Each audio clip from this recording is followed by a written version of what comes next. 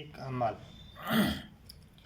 ABA यह hormone वृद्धि को अवरुद्ध करता है तथा प्रतिकूल परिस्थितियों से पौधों को सामना करने के लिए तैयार करता है।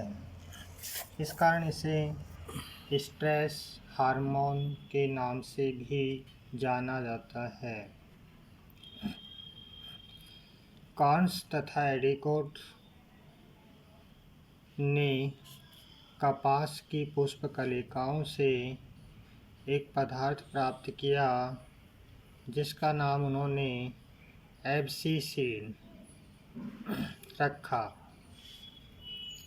इस पदार्थ के छिड़काव से पर्ण झड़ जाती हैं।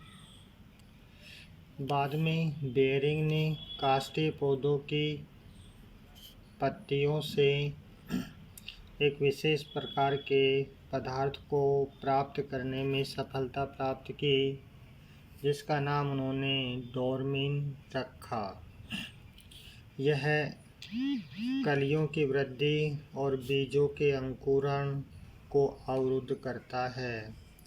बाद के अध्ययनों से यह मालूम चला कि डोर्मिन व एब्सिसिन दोनों एक जैसे ही पदार्थ हैं तथा इन दोनों को सम्मिलित रूप से एब्सिसिक अम्ल कहा गया। एब्सिसिक अम्ल के कार्य के प्रभाव। पहला, पत्तियों का विलयन। ABA के छिड़काव से पत्तियां शीघ्रता से झड़ जाती हैं अर्थात उनका विलयन हो जाता है। कलियों तथा बीजों की प्रसूपता। ABA हार्मोन के छिड़काव से कलिकाओं तथा बीजों के अंकुरण को रोक दिया जाता है तथा प्रसुप्त अवस्था को यह हार्मोन बढ़ाता है। जीर्णता। ABA पौधों में जीर्णता उत्पन्न करता है अर्थात उनका विलयन करता है। यह प्रोटीन, RNA व क्लोरोफिल का ह्रास कर देता है जिससे जीर्णता उत्पन्न होती है। चौथा, कोशिका विभाजन एवं परिवर्धन। ABA हार्मोन कोशिका विभाजन एवं परिवर्धन दोनों को ही अवरुद्ध कर देता है। रंध्रों का बंद होना। ABA हार्मोन के प्रभाव से पत्तियों के रंध्र बंद हो जाते हैं जिससे वाष्पोत्सर्जन की क्रिया प्रभावित होती है। दूसरा टॉपिक, जीर्णता।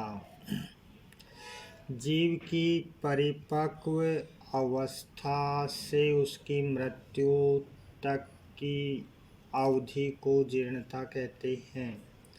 इस अवधि में जीव कमज़ोर हो जाता है, उसकी कार्य क्षमता कम होने लगती है, उपापचय क्रियाएं धीरे धीरे कम हो जाती हैं, अनेक उपापचय पदार्थों का जमाव हो जाता है, उसके शुष्क भार में कमी आने लगती है।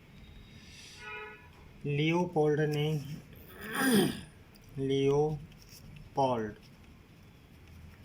ने पादपों में निम्न 3 प्रकार की जीर्णता का वर्णन किया है। पहला, संपूर्ण पादप जीर्णता। कुछ 1 वर्षीय पौधों वाली फसल में जब फल आ जाते हैं तो उसके बाद में पौधा पीला पड़ जाता है और सूख जाता है, जैसे गेहूं, बाजरा, अधिकांश 1 वर्षीय पौधे। प्ररोह जीर्णता।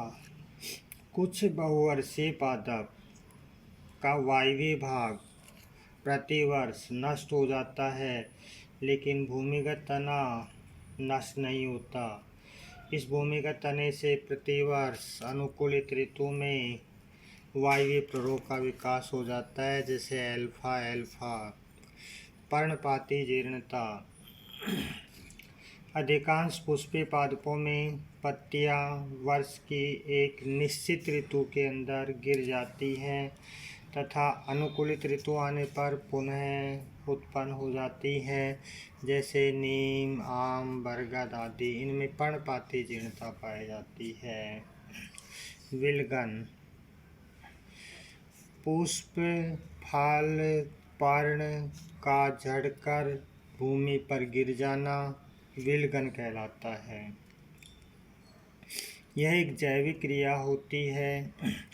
पुष्प, फल तथा पत्ती के वृंत के आधार भाग में उपस्थित मध्य पटलिका तथा कोशिका भित्ति पाचक एंजाइमों के द्वारा पच जाती है तथा इससे नीचे की तरफ की कोशिकाएं कोमल होती हैं, जिससे एक विलगन परत का निर्माण हो जाता है।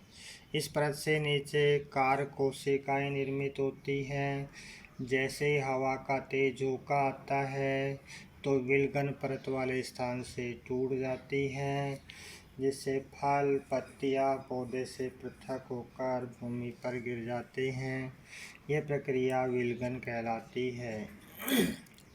दीप्तिकालिता प्रकाश की अवधि का पौधों की पुष्पन क्रिया पर पड़ने वाले प्रभाव को दीप्तिकालिता कहते हैं, अर्थात अंधकार और प्रकाश की वह अवधि जो पौधों में पुष्पन की क्रिया को प्रेरित करता है, दीप्तिकालिता कहलाती है।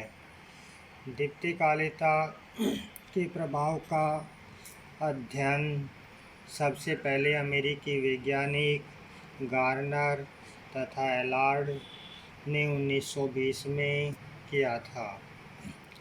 वे इस निष्कर्ष पर पहुँचे कि पुष्पों को प्रभावित करने वाला क्रांतिक कारक प्रकाश की अवधि होता है।